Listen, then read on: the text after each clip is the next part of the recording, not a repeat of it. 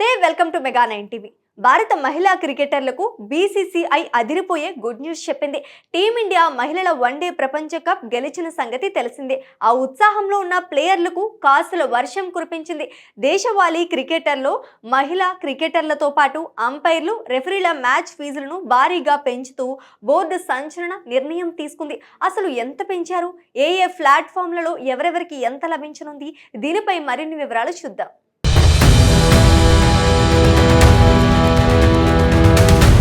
భారత మహిళా క్రికెట్ దశ తిరగబోతోంది. బీసీసీఐ తీసుకున్న తాజా నిర్ణయం మహిళా క్రీడాకారుల ఆర్థిక భద్రతకు పెద్దపీట వేసింది.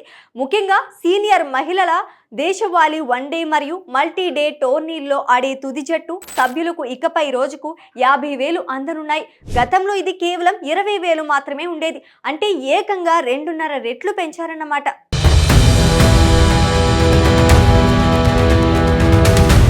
రిజర్వ్ బెంచ్ లో ఉండే ప్లేయర్లకు కూడా బోర్డు న్యాయం చేసింది. వీరికి రోజుకు 25,000 అందనున్నాయి.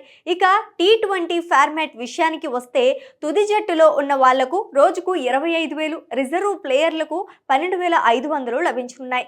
ఏడాది పొడవునా అన్ని ఫార్మాట్లు ఆడే టాప్ రేంజ్ ప్లేయర్లు ఇకపై సీజన్ కు 12 లక్షల నుంచి 14 లక్షల వరకు సంపాదించే అవకాశం ఉంది. జూనియర్ లెవెల్లో కూడా ప్రోత్సాహం భారీగా పెరిగింది.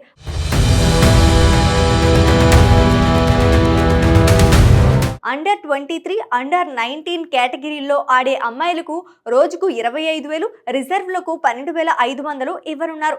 కేవలం ప్లేయర్లే కాకుండా అంపైర్లు, రెఫరీలకు కూడా బీసీసీఐ తీపి కబురు అందించింది. దేశవాళీ అంపైర్లకు ఇకపై రోజుకు 40,000 ఆదాయం లభిస్తోంది. నాకౌట్ మ్యాచ్లకు అయితే మ్యాచ్ ప్రాధాన్యతను బట్టి ఇది 50,000 నుంచి 60,000 వరకు ఉంటుంది. రంజీ ట్రోఫీ వంటి టోర్నీల్లో అంపైరింగ్ చేసేవారు ఒక మ్యాచ్కు సుమారు 1.60 లక్షల నాకౌట్ లో అంపైరింగ్ చేసేవారు 2.5 లక్షల నుండి 3 లక్షల వరకు ఆర్జించవచ్చే అవకాశం ఉంది.